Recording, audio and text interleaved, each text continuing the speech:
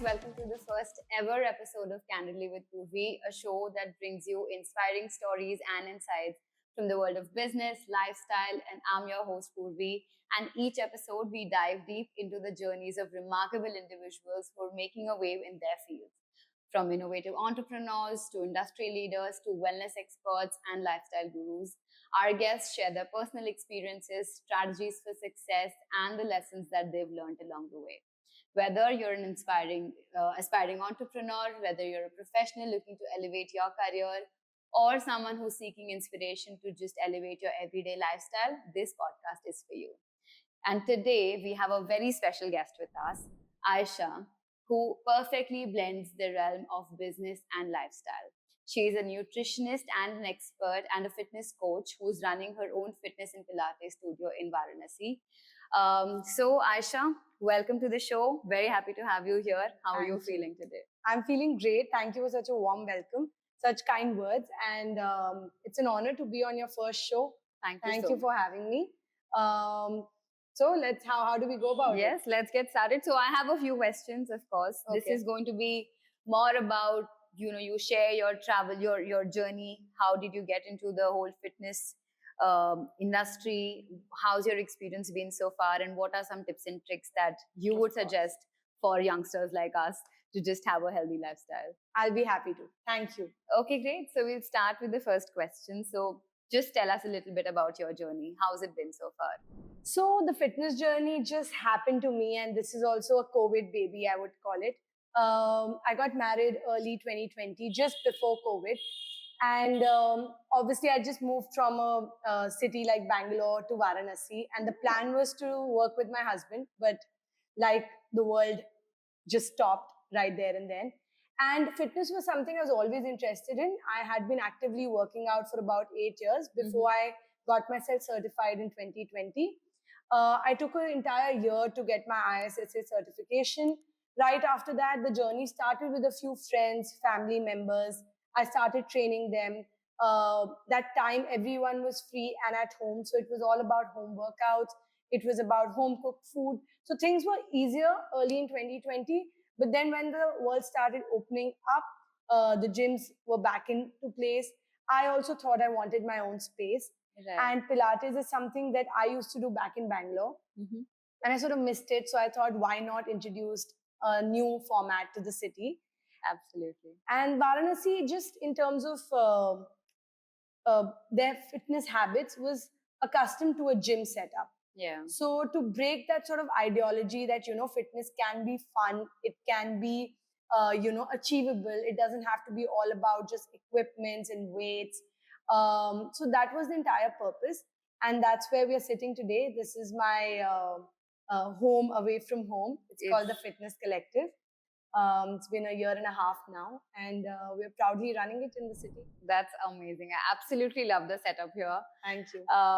So yeah, I mean, it's a very inspiring journey. And so what in your, I think you've been training for a good 8 to 10 years now, Yes. right? So what are the most common challenges that you see the youth today is facing in terms of how the lifestyle's evolved, and that has really impacted the way that their general lifestyle has become so involved such little movement? How do you see that as a problem, and what are the challenges that they're facing? So I think the youth today in particular is facing a challenge with, and this is something that comes with a lot of clients that I meet and my friends, family. Yeah. It's mostly about time and busy schedules. People just generally say they don't have the time to work out. No one has it. Not the majority of people don't have the time to spend an hour and a half in a gym. Yeah. So it's all coming down to quick workouts, effective workouts, easy.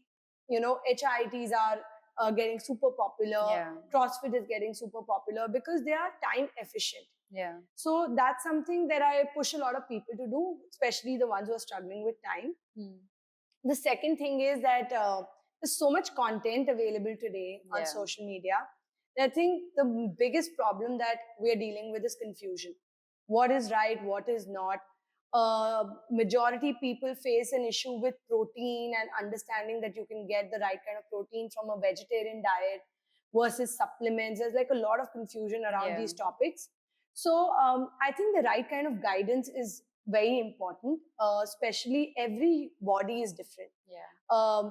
Even when you're talking about youngsters, even if they're in their 20s or their 30s, the body drastically changes. So understanding what your body's needs are, understanding the right kind of nutrition, what your body can take, getting the right supplements. And where I don't really prescribe a lot of supplements until and unless they are super necessary.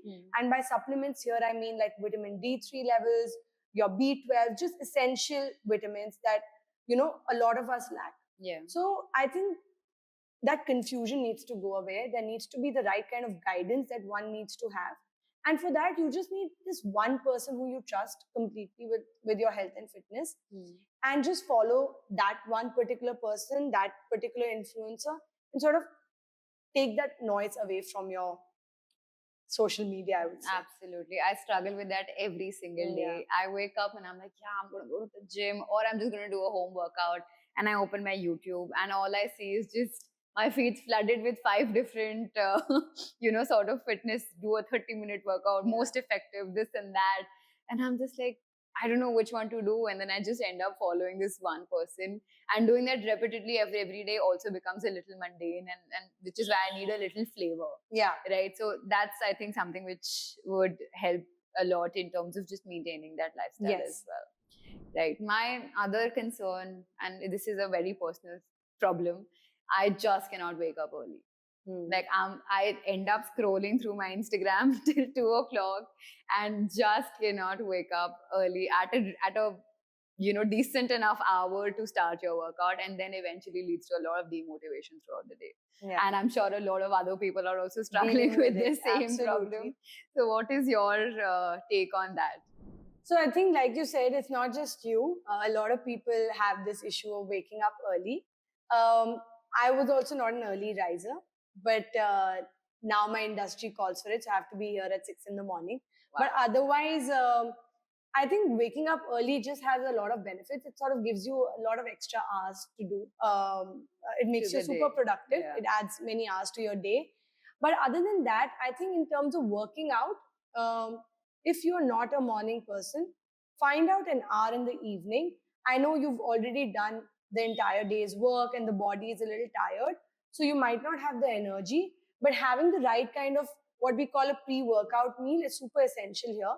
So if you are working out in the evening, make sure that you have like a little snack around 5 p.m., 6 p.m., whatever time that you're going to work out. Keep an hour, 2-hour gap between the snack and your working out time. That should really help. So working out is non-negotiable. I was just talking to someone the other day and they said that, this person doesn't need to work out, but they're still coming. I said, everyone needs to work out. It's like bathing, right? You can't, it's not just to lose weight.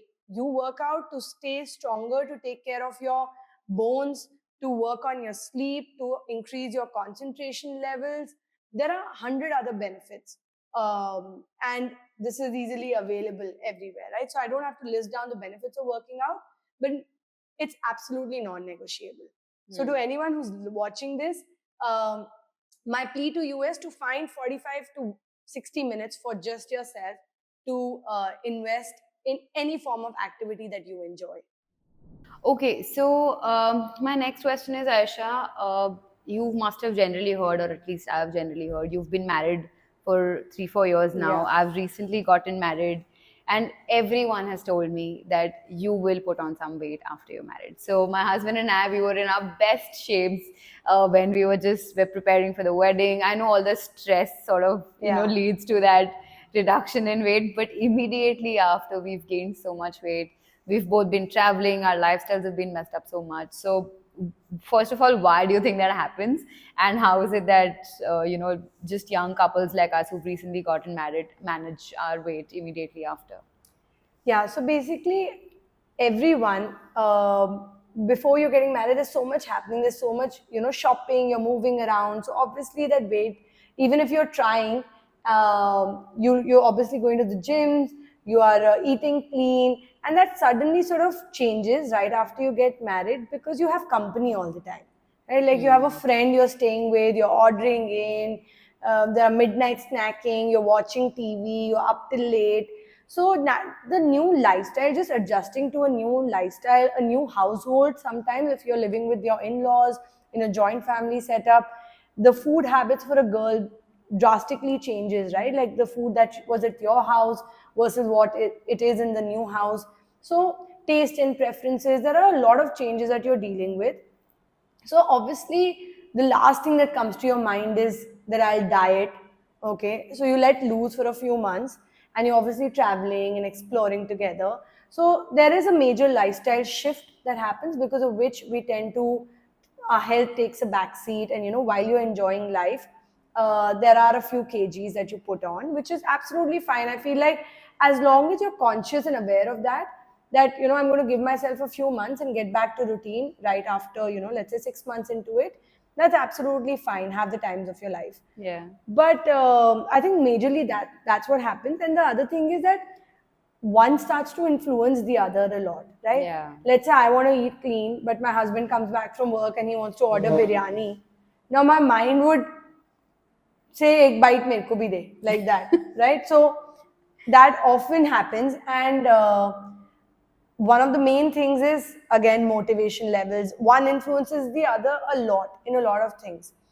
And the third most important thing is the social obligations. Yeah.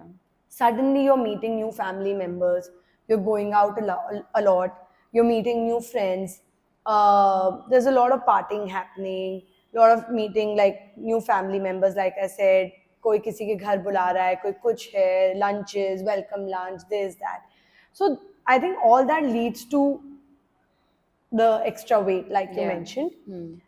So again, the first thing that I would recommend everyone is to be just a little conscious that this is happening with me. Yeah. Okay, while you're just aware that this is happening, let life happen, enjoy that time, but then know that you need to get back to your normal routine. You need to set some sort of ground rules to take care of your health again, because Yeah. eventually it'll come and bite you in the ass. Sorry, I'm using these words on your No, channel. no, it's fine. It Because, is. because exactly the same story happened with my husband and I. We were again in the best shapes of our life, and COVID time, let loose, thought we were in our early 20s, chalega, metabolism was with us, thoda workout kar liya, 2-3 days here and there, went for a run whenever there was an opportunity, but otherwise, it did come back, right? We had put on a few kgs by the first Diwali.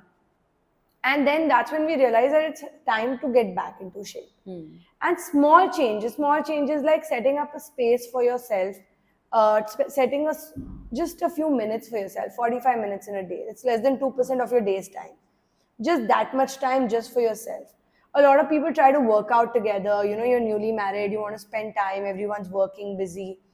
I don't think that really works out in the long run. Maybe initially, if your routine, if your schedule allows you, great. But if it doesn't, always set up your gym time as your me time, and don't try to like make it into an us time. That's my first recommendation for newly married couples, or for couples in general, right? Like, don't put your entire motivation on the other person. Your time is your time. Like I said, workouts are non-negotiable, and just take out that time for yourself. Play a sport maybe once a week if your time allows you. So my husband and I play basketball, so we play once a week. We still go to the club. So that's fun. But at the end of the day, he goes to the gym. I like home workouts. So we balance that. He works out in the evening. I work out in the morning. So it's a different schedule, but we make sure that we are getting our workouts in. And in terms of food, I would say that at least try. I know sometimes it's a little challenging in a new household, especially for a girl. But try to cook at least one meal by yourselves, or the two of you. Make that into a team activity. Maybe if you're coming back from work, just one meal, like your dinners could be easy meals, one pot meals. So that really helps. And again, you need structure, you need the right guidance to do the right things. So these are the 3 recommendations that I would give. Yeah, no, that really helps, because I have been I think one of the major changes that has happened with me is the dependency. Like, we sleep till so late, in the mornings, and just, when the other person, when the partner is lying in bed, you also feel like lying in bed for a little longer. So all of that really affects the schedule, to a very huge extent. And yeah, I think not having that dependency, but it's a long journey. It's right? a long journey, but it's something that I think eventually you'll realize it on your own. Yeah. Everyone's work styles are so different, timings are so different.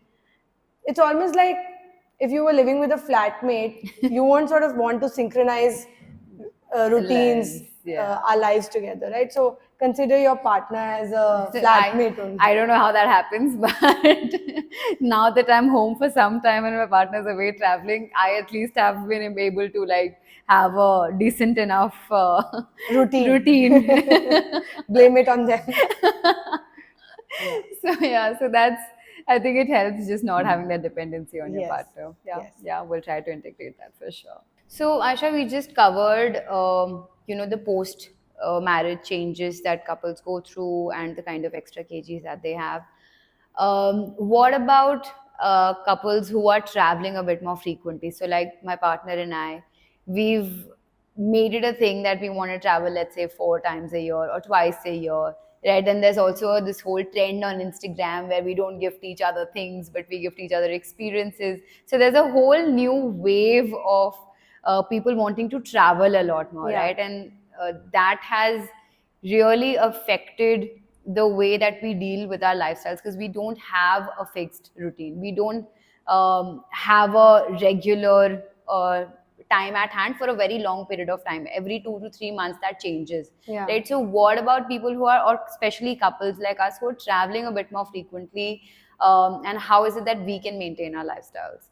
So see, I'll try and divide that question into two parts. One is that if these trips are longer, let's say they are more than 2 weeks or longer, then you're not just traveling, you're obviously exploring, but at the same time, you'll have to have a normal sleep cycle to make sure that your energy levels are high during that trip, right? Yeah.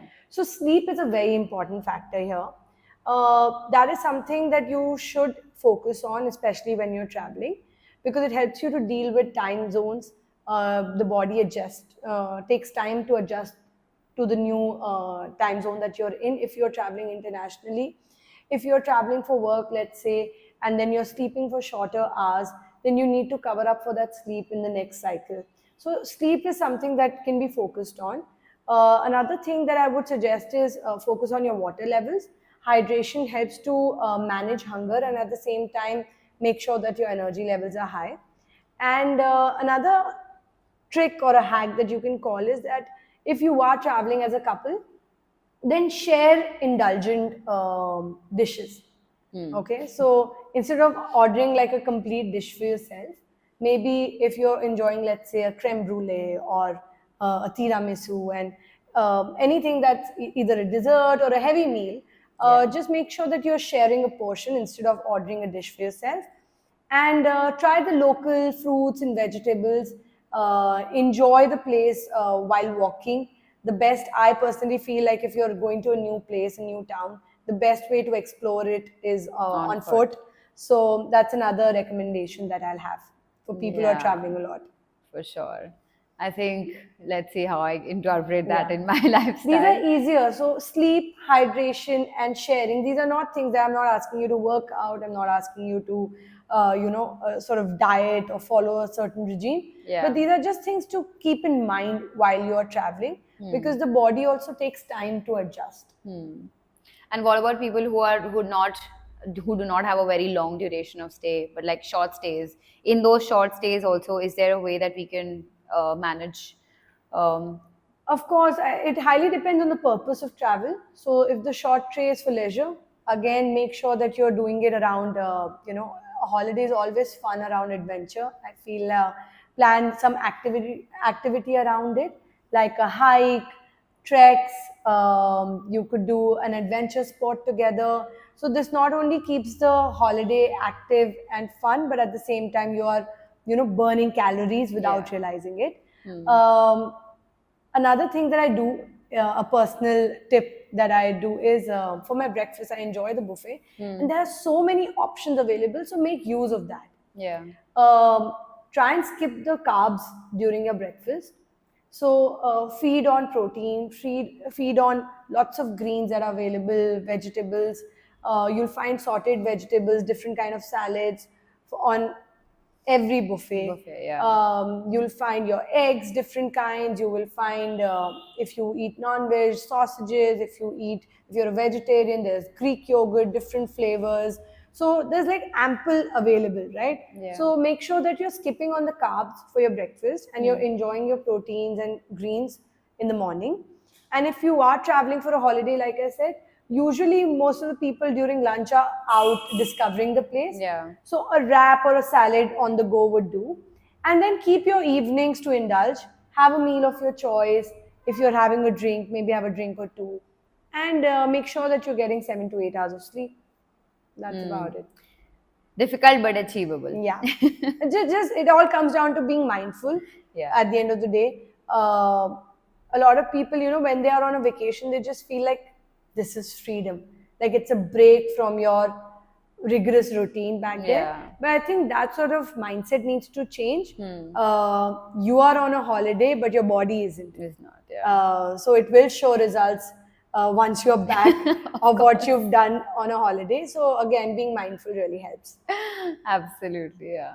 And I've noticed this that despite the fact that whenever we travel, my partner and I am still somebody who will go like, no, I can take out, let's say, 15-20 minutes in the day and just do like a very small, quick 10-minute sort of I'll do a plank, or I'll just do a a general lunge or something, just to make sure that I feel better about, ठीक है, I've consumed some extra calories. Let me still try and make it burn. But what about people who just think that going to the gym is the only way that I can make my fitness routine happen, or just lose that, or wait for that time when they're in their house at their gym and only then they can work out. So is there any way that that particular situation can be handled?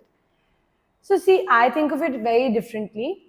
If you are traveling and if you're in a different hotel, a different resort, whether you're traveling for work or for leisure, utilize the amenities in a hotel, right? Like you have a fantastic gym available, you have a swimming pool available at times, you have these fitness classes that a lot of resorts and hotels have started doing it. So actually, it's a great way to break the monotony of your daily routine and enjoy something that the hotel is giving you, right? Like the amenities that are there at the hotel. There are sports available. Play a game of table tennis. Again, go for a swim if the weather allows. Go for cycling if the place allows, right? Yeah. And just enjoy the gym, a new environment. It's always good to, like I said, break the monotony and try something different. A new trainer, maybe ask them, that you're a regular at the gym. What can we do today? And they'll be happy to offer a free trial. I'm sure a lot of places do that. Yeah. So push yourself. I think being rigid also doesn't really help. So use the hotel amenities, I would say, to the best. Yeah, and also finding out these small little 10-minute sessions helps a lot. That needs a lot of motivation. Yeah. So if you are really, does it really help though? Like, because you've been coaching and Yeah. you've been in the industry, does a 10-minute thing do anything to your body, or it's just feeling better, like for your own? So a 10-minute workout definitely is better than nothing. Yeah. But I would suggest it being a HIIT, sort of like a high intensity routine. But any movement is better than no movement. So if that works for you, if just putting on a YouTube class, doing a 20-30 minute session, a 10-minute session, if that works for you, I think that's the way to go about it. Absolutely. Yeah. Something's better than nothing. Always. Absolutely. So, Aisha, we spoke about couples who are traveling very frequently for leisure mostly. But what about people who are traveling a lot for work? Because we're seeing a lot of people either working from home and have to frequently travel for meetings across, or just generally having that work travel as a very, very strong part of their lifestyle, right? Right. So, considering my partner, like he travels as frequently as every 10 days, and it could be in international travel. He's taking early morning flights or late night flights. So they don't really have a routine, Right. so much of that sort. So are there any smart ways that they can integrate in their lifestyle to be able to manage their weight and just a lifestyle that, is Yeah. helping I think them? that's a very, very important point. A few of my friends are going through the same thing because when I started the studio, I would always ask them that, what's not bringing you here? Yeah. And they would say that, we're traveling all the time. And for that, there's like a lack of routine, a lack of consistency. So they can't join like a gym or a fitness studio, do classes, and like you said, there's no routine. So for them, I would suggest, like, point number one in terms of your workouts, there are so many options available for online workouts today. So make use of that. There are some of the best coaches in the country who are doing online sessions, who've made it so easy to work out from any place, sometimes even without equipment, or as easy as a resistance band that you can carry along with you. So if you are serious, if you are someone who's ready to invest in yourself, in your health and wellness, then I would really suggest trying these online workouts, because it not only gives you a routine, it also gives you structure.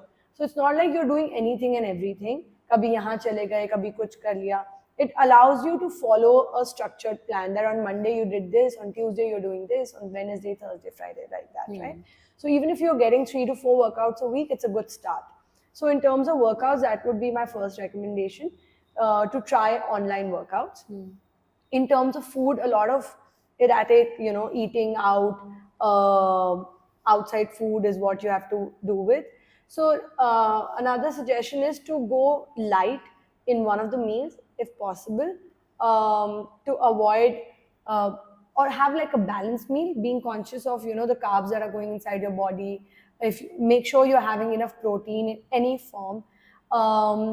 And then if you are indulging in, let's say, an official meeting, there's alcohol available. Yeah. You're meeting clients, you're just moving from one meeting to another, conferences. It always ends up after always ends up being like a night out of drinking with food out.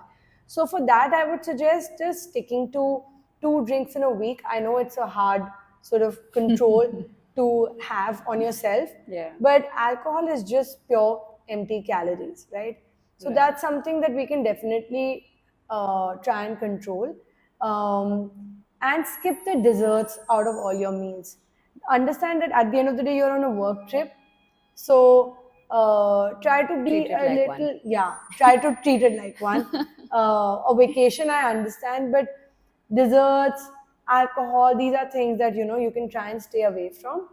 And like I said earlier, sleep and hydration are two very key factors that really help in overall energy levels. And during a work trip, that's all you need. You need to be up, alert, focused.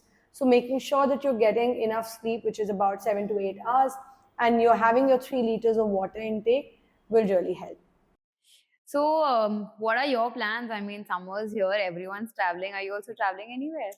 Yes, I am. I'm quite excited about the about our travel plans.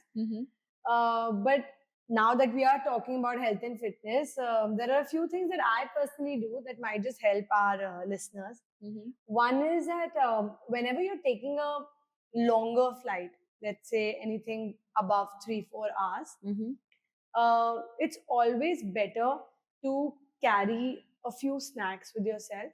For example, the best snacks that I believe are just almonds and walnuts. Again, don't like completely hog on them because they are very high calorie food, but good nutrition value. Again, seed trail mix, makhanas. These are nice, and you can store them for longer. So you can like sort of pack them, keep it in your purse, and travel along with it. So that's one thing that I do.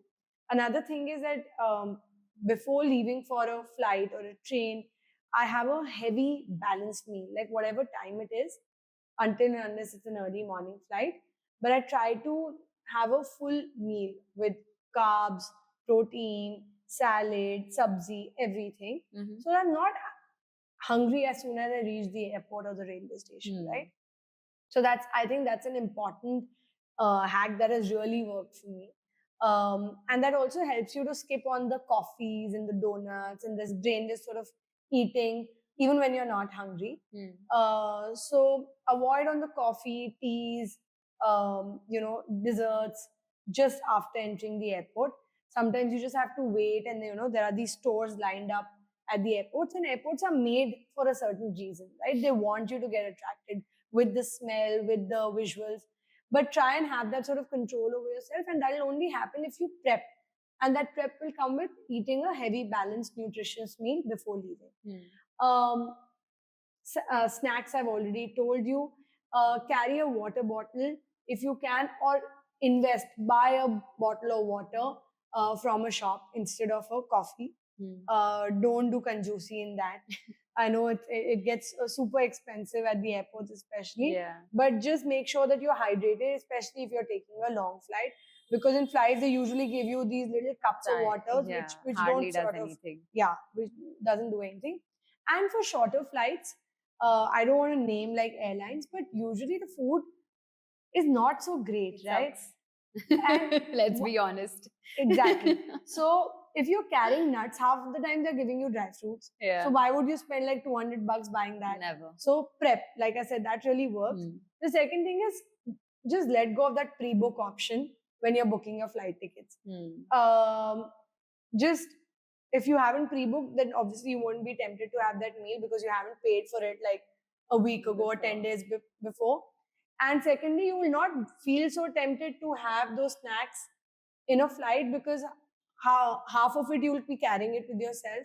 If you do want to indulge, you can have a coffee, a tea, but if you can avoid, might as well, and stay hydrated. These are three things that really work for me. Right. And then just jump on the next best option as soon as you land at the other. Well, I didn't say that, you did. I end up doing that, which is why.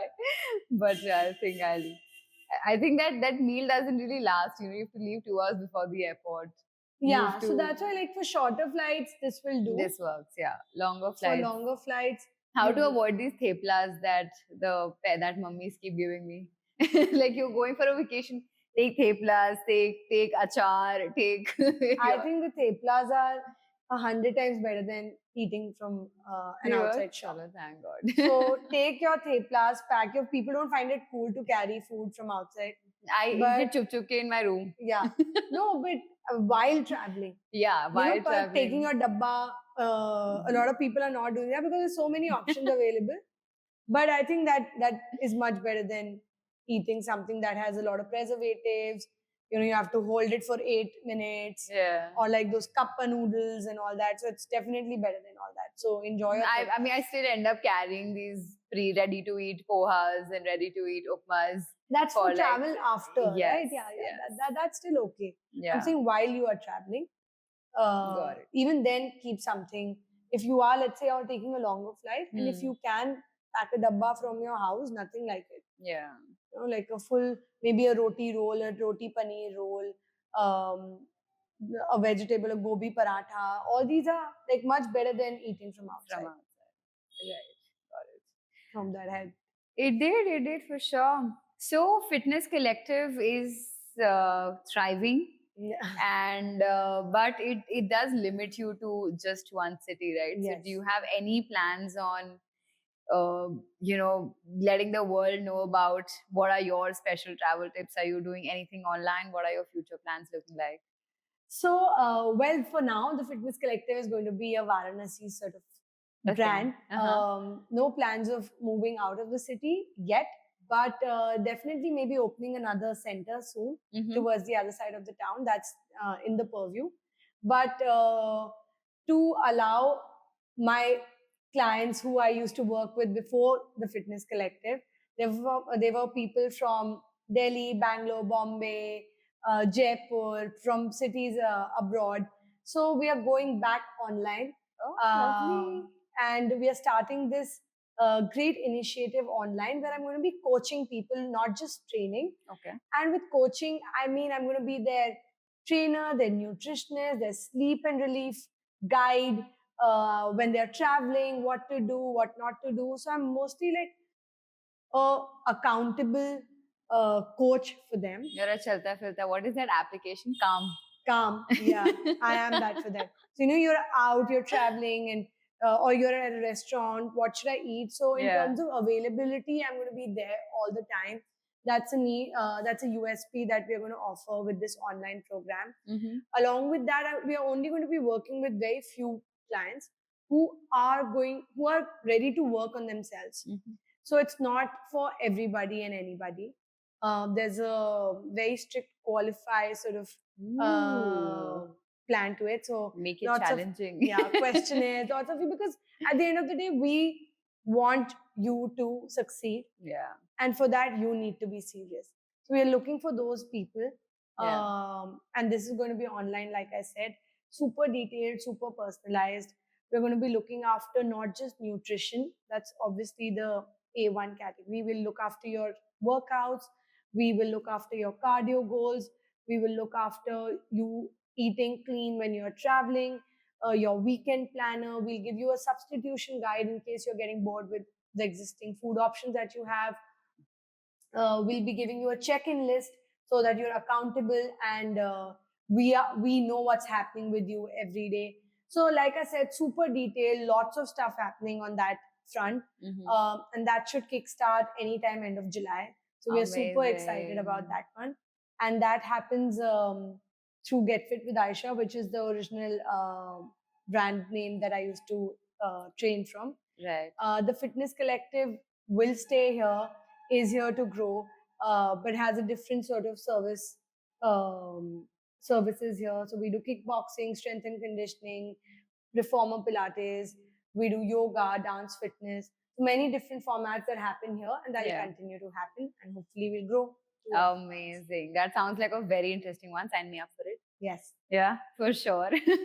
But is this for individuals or is this targeting a specific, category of people? Is it for travelers? Is it for couples? Is it for individuals? Who are you really looking at getting on board? So I'm looking at people, especially busy couples who, and trying to get them into their best shapes of life, who are again traveling, leading their busy lives, not being able to manage, living just newly married, settling into a new household. How do you get back in shape? How do you settle into a new routine? Understanding their challenges, because that's what I've gone through. Again, work travel is another thing that we look at. So these are things that this is sort of like a niche that I'm targeting. So people, like I said, youngsters between the age of 18 to let's say 40, purely focusing on them. Superb. Sounds very interesting and very niche, but I'm sure like people in our generation are generally looking out for a coach, for a guide, for anyone who can just sit on my head and tell me what to do and I will just follow. But that is, I think, super helpful and the need of the hour. So yeah, I'll get you a transformation journey. Yes, we are looking for success stories, and we'll be super excited to have you and your partner. Superb. We'll absolutely do that. We've come to the end of the chat, and it was a very, very nice conversation. What is your last piece of advice that you will want to give to our listeners? Anything that just sums it up, anything that they can introduce in their lifestyles very, very quickly and just get started. So I think one thing that I want to tell people who are in our sort of age group, in the phase of life that we are in, is that don't be afraid to invest in your health and wellness. I tell a lot of people that it's better to invest in preventive healthcare than dealing with cures. And now is a time to sort of lay down that foundation in your early 20s, 30s. So start investing in your health and wellness. Don't sort of take away from that. You are spending on your outings, your travels, you're spending on your weekend, shopping. This entire thing about, not being able to, wanting to spend on healthcare is something that I would suggest people to switch their mindset and think about it, that what exactly do they want their 40s to look like. Yeah. So now is a good time to start. That's one. The second, which is a thing that they can, like you said, like a quick tip that I can give them, is that enjoy your weekends. I know everyone wants to. We are living from Mondays to Fridays in India now. So work hard, but also try and eat clean and work out during those 5 days a week. Yeah. So Mondays and Fridays, you do your serious stuff. And then Saturdays is when you enjoy and take a meal of your choice, indulge. I think that sort of balances it out for people who don't have like specific fitness goals or like agendas that they're working towards. But for a general average person our age, I think this would really help them. So I call it the 6:1 strategy, where 6 days a week you are eating clean, working out, but 1 day a week you are having the time of your life. Yo-yo. So don't be the 18-year-olds going woo every day. Every day. I don't think we can handle it anymore. So this is not. This is for people above 18, no 20s, 25. No, we don't even have the energy anymore. Honestly, it's just like I wake up and I'm already tired. I'm like, please, mujhse party mat karao. So this is 20s, early 20s is okay. As soon as you hit 30s, then there's like a different party mat karao. You'll be like, you won't even pick up the phone. Yeah, just let me be. Let me be in my zone. We're anyway so tired Monday to Saturday. So I think taking care of, like I said, right after 30s also, our muscle rate drastically drops. Yeah. So a lot of girls don't shy away from strength training. That's another tip that I want to give the women, is to invest in strength and conditioning. Yeah. We often fear that, we'll bulk up, but we do not have the hormone that does that. So you don't have to worry. Make sure that you are doing your strength and conditioning workouts and don't run away from those. So these are my tips for just generally people our age who are in the same phase of life. Great. Thank you so much, Ayesha. It was lovely talking to you, and I'm sure the listeners also got a very good hang of how to just get started. And if not anything else, they could relate with just the problems that people are facing. And even if later, just remember that these are small little things that actually leads to big improvements and big changes. So I'll try to integrate that in my life as well. And obviously signing up for your online program. Thank you so much for watching, guys. If you have any questions or any comments on how you like the video, please share that in the comment section below. And if you want for us to do any more videos, then please also put that in the comment section, and I'll make sure that I respond or keep that into consideration when I'm creating my next episode. And for otherwise, please subscribe to my channel, like this video, and share this with everyone, all the married couples, all the travel couples, everyone who is just very, very serious about taking charge of their life and of making good lifestyle choices. This is for them. Thank you so much for watching, and I'll see you later.